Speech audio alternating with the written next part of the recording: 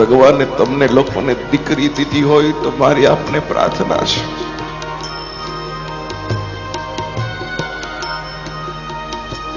દીકરીને બહુ પ્યાર કરજો, પેટ ભરીને પ્યાર કરજો, દીકરીની તમામ જીદ પૂરી કરજો, દીકરીને જેટલું દેવાય એટલું સુખ તમે તમારા પિયરની માલિકો આપજો. દીકરીના માથે હાથ ફેરવતા રહેજો. દીકરા માટે 2 વાર ઓછો હાથ ફેરવજો, પણ આ નિયાણી ઉપર 2 વાર વધારે હાથ ફેરવજો.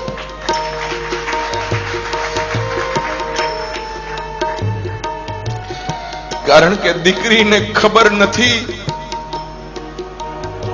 હું એટલા માટે તમને દીકરીને પ્યાર કરવાનું કહું છું,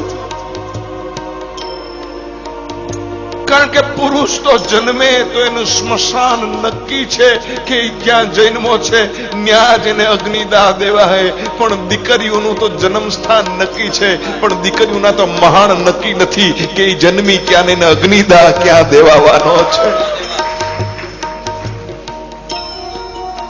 દીકરીઓની જિંદગીમાં કેટલી ભલી કેટલી ભોળી.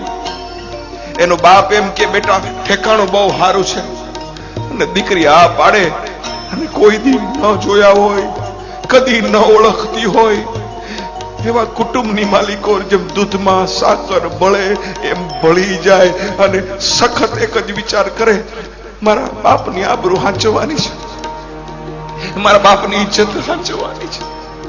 સહન કરતી જાય, સહન કરે એનું નામ દીકરી.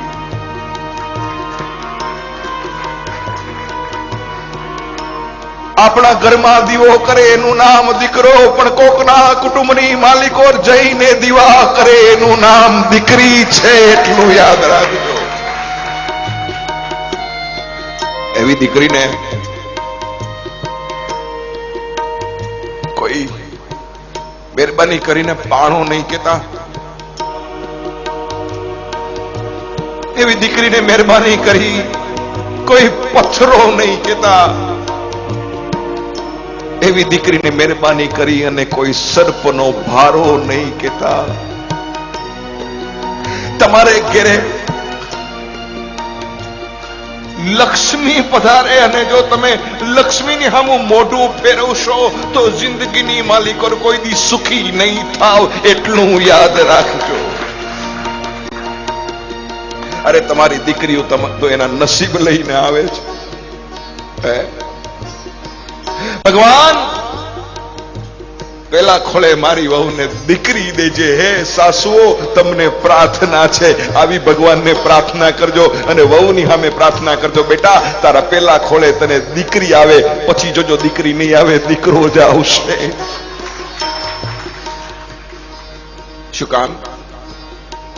જે માગો એ પરમાત્માની પાસે નથી મળતો આ દુનિયાની માલિકો. એટલું યાદ રાખજો. કોણ કહે છે દીકરી છે સાપનો ભારો?